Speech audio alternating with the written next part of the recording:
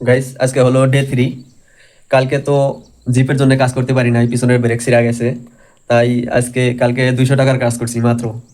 আর আজকে ব্রেক ঠিক না করলেও আজকে কাজ করা লাগবে। মানে ব্রেক ঠিক করা মানে কি, মানে জিপের কোনো সমস্যা হলে জিপের হাফে নিয়ে যেতে লাগে, আর হাফ আজকে বন্ধ থাকবে, কালকে নোটিফিকেশন আছে।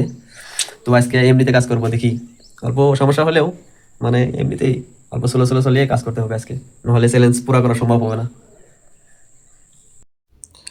মাঝে মাঝে এত সুন্দর জায়গায় অর্ডার দেয়, কি সুন্দর ভিলা দেখেন, একদম মজার ভিলা।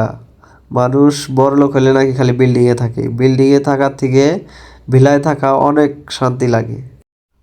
আর এই যে এই বিল্ডিংগুলো যে দেখতেছেন, যারা এই মানে হোয়াইট ফিল্ড এরিয়ার ভিতরে কাম করে তারা সবাই তো এই বিল্ডিংটা চেনে। আর এই অ্যাপার্টমেন্টের নাম হইল সন্দীপ বিহার। আর এটার মধ্যে যারা যারা হোয়াইট ফিল্ড এরিয়ায় কাজ করে, দিনের মধ্যে 1-2 বার আসা লাগবে এই জায়গায়, এত অর্ডার পড়ে মানে এই ভিলার থেকে।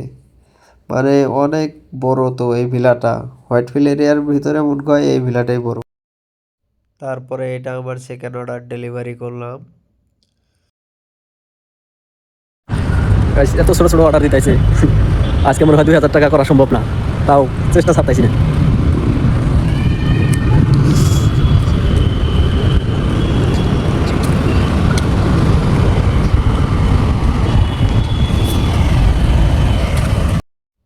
এই জায়গায় একটা অর্ডার লাগলো এই রেস্টুরেন্টে, পিক আপ করবার যাই দেখি ক্যান্সেল হয়ে গেল গা। তাই মন খারাপ, ঘুরে গেছি এখন অন্য অর্ডারের জন্য। এখন বাজে রাত 11টা, আর এটা আমার লাস্ট অর্ডার ছিল। তো আজকে আর্নিং কত হয়েছে আমি স্ক্রিন রেকর্ডিং করে দেখাইতেছি কত হয়েছে আজকে আর্নিং, আজকে ডে 3। তা এখন ব্যাটারি চেঞ্জ করে রুমে যাবো। Bye bye.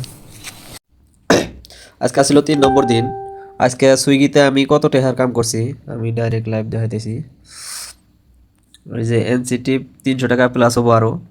আর আর্নিং হয়েছে 1843 টাকা। আর কাম হয়েছে 11 ঘন্টা 31 মিনিট। তাহলে কত হইতেছে প্লাস করে আপনার কইতেছি, 1843 প্লাস। তাহলে আজকে 3 নম্বর দিনে আমার কাজ হয়েছে এত টাকার। তো আজকের ব্লগটা এতটুকু।